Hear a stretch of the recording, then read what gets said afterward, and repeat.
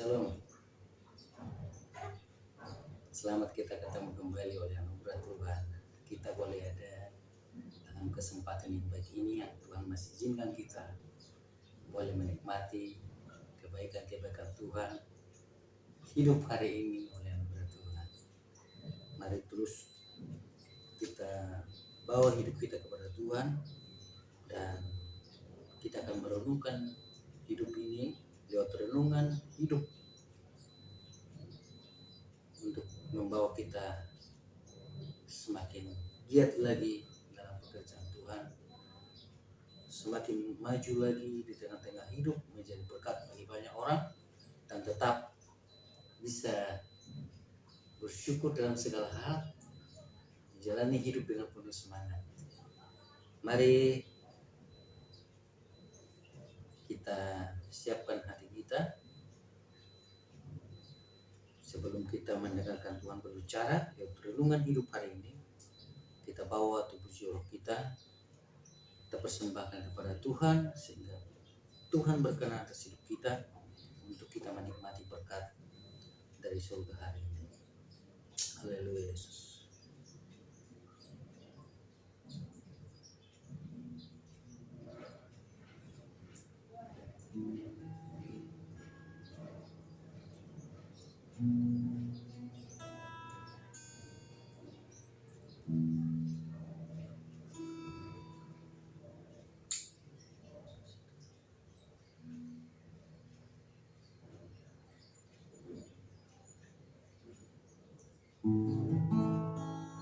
Tuhan, Kaulah pengharapanku, percayanya padamu. Yesus, Kaulah perlindunganku, Engkau yang selalu puji. Tuhan, Kaulah pengharapanku, percayanya padamu.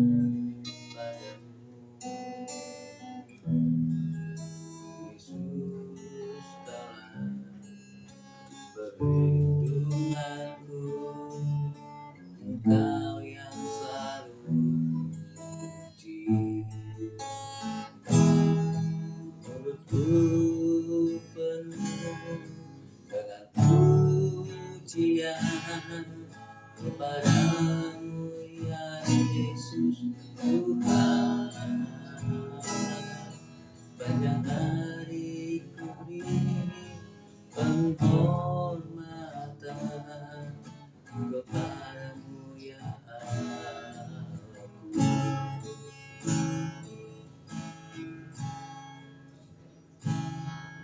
Tuhan, Kaulah pengharapanku, percayanya padamu. Yesus, Kaulah perlindunganku, Engkau yang selalu puji.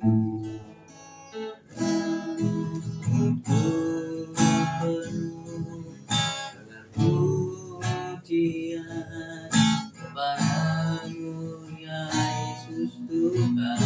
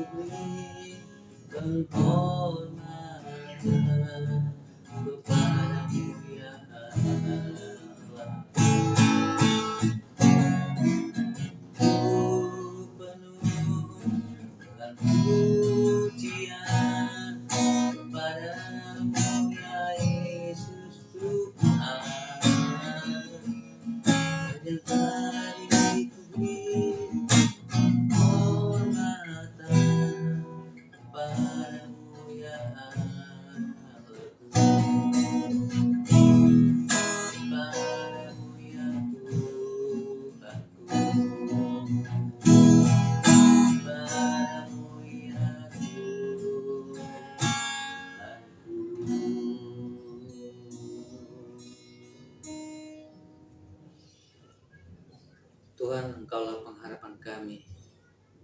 Engkaulah Allah yang mengasihi kami dalam nama Tuhan Yesus. Bersyukur kepada-Mu kesempatan yang ada ini Tuhan.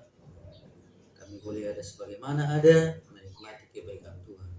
Dan hari ini kami ingin mendengarkan Engkau berbicara lewat renungan hidup. Engkaulah inspirasi surgawi, Engkaulah yang terindah yang kami miliki dalam hidup ini, sehingga kami boleh berjalan di tengah-tengah dunia yang penuh dengan tantangan. Tapi kami yakin lewat firman Tuhan akan menuntun kami, bimbing kami berjalan dengan kehendak. Terima kasih. Urapi hamba-Mu ini dengan hikmat dan orang Allah yang tidak terakhir. Dalam nama Tuhan Yesus kami berdoa. Amin. Amin. Saudara yang dikasihi Tuhan, Bapak Ibu, kasih-kekasih Kristus, hari ini dalam kesempatan yang Tuhan berikan bagi kita akan merenungkan dan akan melihat apa yang Tuhan mau dari renungan hidup hari ini. Saya akan baca ayat firman Tuhan yang akan kita diajar lewat firman ini. Tuhan yang mengajar kita apa maunya Tuhan, apa yang Tuhan kehendaki dalam hidup saya, hidup Bapak Ibu Saudara semuanya. Mari silakan ambil Alkitab kita, ambil handphone, iPad kita, lalu lihat aplikasi Alkitab. Kita baca saya akan bacakan untuk kita dalam 1 Yohanes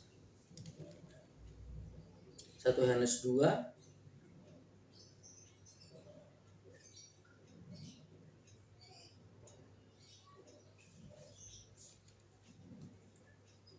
ayatnya yang ke-15.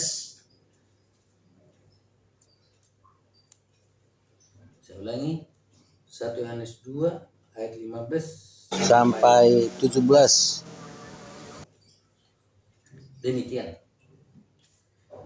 Janganlah kamu mengasihi dunia dan apa yang ada di dalamnya. Jikalau orang mengasihi dunia, maka kasih akan Bapa tidak ada dalam orang itu.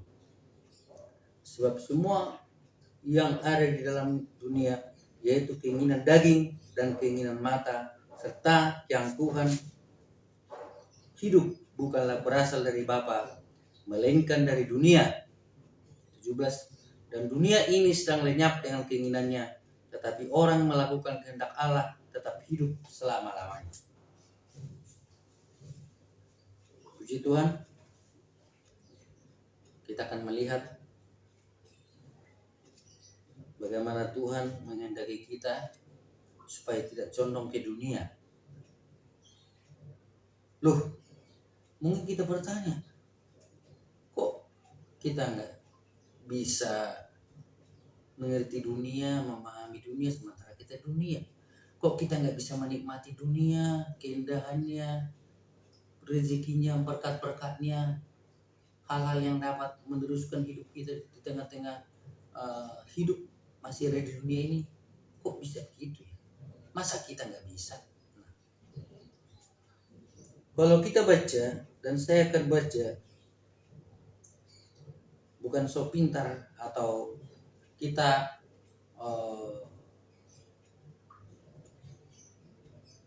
menganggap kita hebat, tidak. Dan saya sama sekali tidak menganggap saya hebat. Tuhan yang hebat, yang luar biasa, yang mengajar kita hari ini, supaya kita bisa mengerti dunia di sini berbicara dengan bahasa aslinya kosmos. Saya akan baca dari bahasa aslinya. Demikian. Me agapaste ton kosmon mete tahen to kosmon ean tis agapa ton kosmon u estin he agape tou patros en auto otipan to ento kosmo he epitumia tes sarkos kai he epitumia ton apidal mon kai he alasoneia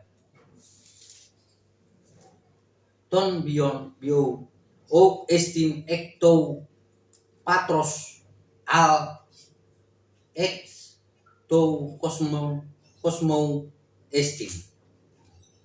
Ada kata di situ kosmos itu berbicara tentang dunia. Bahasa aslinya kosmos itu diangkat dari kata kosmetik. Kosmos itu dalam pengertiannya atau bisa dijelaskan tentang sesuatu yang definisi kosmos atau kosmon itu yang ditata teratur, apik dan indah. Dan ini berbicara tentang kosmetik. Kosmos itu diangkat dari kata kosmetik. Kosmetik itu berbicara tentang bagaimana seorang wanita atau darah merias wajahnya.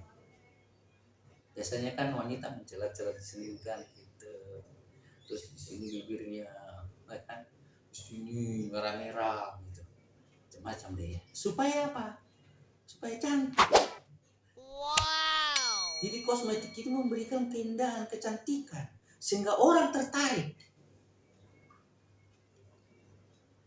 Nah, untuk itu yang dibicarakan di sini, dikatakan di sini bahwa jangan kita mengasihi dunia. Mengasihi dunia karena kita melihat keindahannya, karena kita melihat hartanya, kita melihat segala sesuatu yang berkilau-kilau. Tetapi kita harus sadar bahwa dunia ini dikatakan di situ akan lenyap dengan segala keinginannya. Jadi bukan berarti kita tidak bisa bekerja, bukan berarti kita tidak bisa berkarya. Bisa, tetapi jangan melebihi. Yang sudah mengasihi kita, jangan melebihi Allah yang lebih dahulu mengasihi kita, Tuhan yang sudah mengasihi kita. Sehingga kita lupa Tuhan, lupa beribadah, lupa mengasihi Tuhan, lupa juga mendukung anak-anak Tuhan, mensupport. Kita lebih condong ke dunia daripada fokus kita ke surga, kehidupan kekal.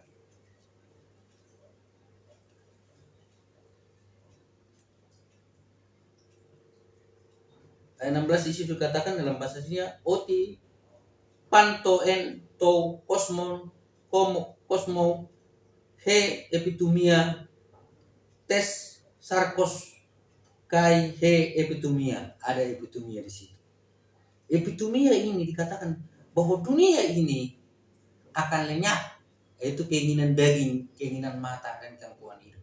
Ada keinginan di situ. Keinginan di sini bukan keinginan yang biasa. Keinginan kita melihat kalau keinginan epitumia itu ada melebihi dari segala keinginan yang bersumber dari nafsu. Ya. Nafsu makan, nafsu minum, nafsu seks, nafsu memiliki dan lain sebagainya. Nafsu itu bukan sekedar kita juga nafsu makan sih nafsu, tapi nafsu yang berlebihan, epitumia, overdosis namanya itu.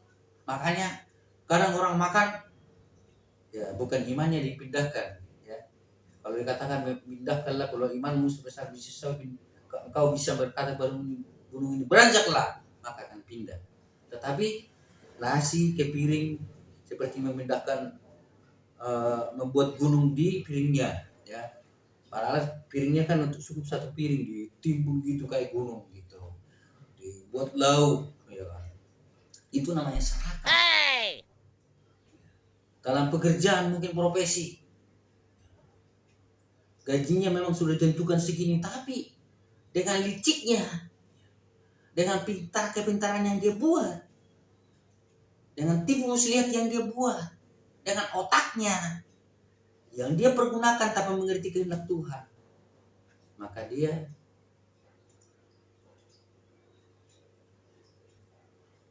merombak atau mensiasati pembukuan atau pengeluaran dan uang masuk diatur sedemikian rupa sehingga dia bisa mengambil keuntungan. Ya, yang seharusnya segini, padahal sebenarnya segini, ya dibuat segini gitu, direkayasa istilahnya. Nah ini namanya epitomia. Dalam pelayanan juga begitu. Kadang-kadang orang melayani, dia tidak melihat Tuhan yang memanggil dia. Ya. Dia sudah condong ke perutnya. Dia sudah condong ke sandang pangan dan papan, fasilitas. Kalau lihat orang mungkin, saya mau jadi pendeta, saya mau jadi hamba Tuhan, itu repot. Tuhan tidak mau. Dia tidak mengerti lagi panggilannya. Ini yang bahaya. Itu namanya epitomia. Pokoknya melebihi dari keinginan. Manusia itu tidak bisa lepas dari keinginan. Tetapi ini berbicara epitomia ini. Berbeda dengan tumos. Tumos juga termasuk keinginan. Tapi kalau tumos ini adalah emosi yang benar untuk melawan ketidakadilan. Ini keinginan emosi yang benar. Ingin supaya ketidakadilan itu diselesaikan. Supaya keadilan itu muncul, kebenaran itu muncul. Jadi membela yang benar itu namanya tumos. Dia marah, dia emosi, tapi untuk hal yang benar, keinginannya. Tapi kalau epitomia ini berbicara keinginan yang berlebihan, nafsu yang berlebihan, sehingga terjadi serakah, gigit temannya, hantam temannya, tidak peduli, yang penting saya hidup. Ini yang bahaya, dan Tuhan tidak mau. Sehingga dikatakan di situ,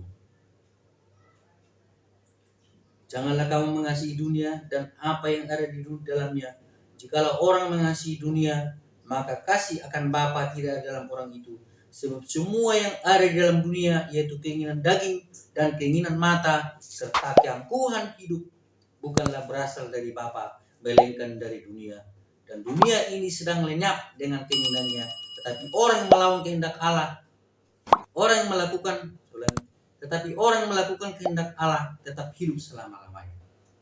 Jadi katakan kesombongan, keangkuhan hidup di situ, ya. Keinginan mata keranjang. Harusnya keranjang itu tempat barang-barang, jadi matanya dan keranjang. Ini bahaya, ya. Bapak, Ibu saudara bisa menerjemahkan itu, ya. Saya juga masih banyak kelemahan, tapi ini menjadi perjuangan kita bersama, sehingga terjadi perselingkuhan dan sebagainya. Ini terjadi bahaya, dan keinginan daging, bahwa itu akan lenyap, dikatakan, dan dunia ini sedang lenyap dengan keinginannya. Keinginannya bukan tumos, tetapi keinginannya itu dengan epitomia itu, dengan keinginan yang berlebihan itu, dengan nafsu yang berlebihan itu. Tetapi orang yang melakukan kehendak Allah tetap hidup selama-lamanya. Luar biasa. Garis bawah. Tetapi orang yang melakukan kehendak Allah, kehendak Tuhan, kehendak Bapa kita, tetap hidup selama-lamanya. Luar biasa kan? Dahsyat kan? Jadi mari saudara, Bapak Ibu, rekan-rekan terkasih dalam Tuhan, mari kita tidak mengasihi dunia. artinya mengasihi dunia dengan kategori epitomia, keinginan yang berlebihan, yang membuat Allah tidak senang, yang membuat Allah tidak berkenan. Karena keinginan yang Tuhan hidup, keinginan daging, keinginan mata akan lenyap suatu kelak. Tetapi kalaupun dunia ini lengkap dengan keinginannya, dengan epitomianya, tapi kita yang melakukan kehendak Allah tetap hidup selama-lamanya. Puji Tuhan, kita mohon pertolongan Tuhan supaya kita tetap mengasihi Tuhan seperti Tuhan mau. Tuhan kita buat nomor satu, kita buat Tuhan di atas segala-galanya. Mari kita nyanyikan pujian sebelum kita berdoa.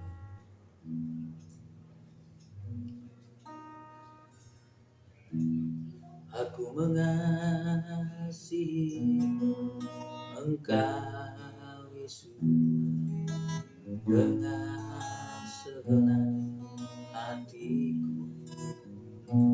Aku mengasihi Engkau Yesus dengan segenap jiwaku. Ku renungkan firman-Mu siang dan malam, ku pegang perintah dan ku lakukan. Engkau tahu ya Tuhan, tujuan hidupku hanyalah untuk menyenangkan hati-Mu. Katakan bersama saya,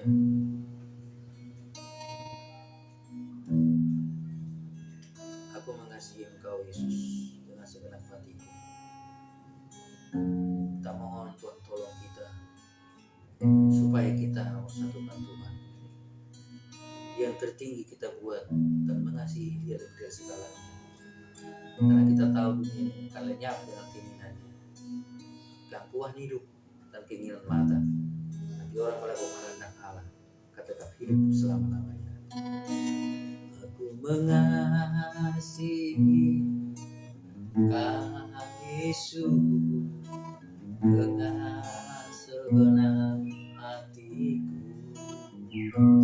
Aku mengasihi Engkau Yesus dengan segenap jiwaku.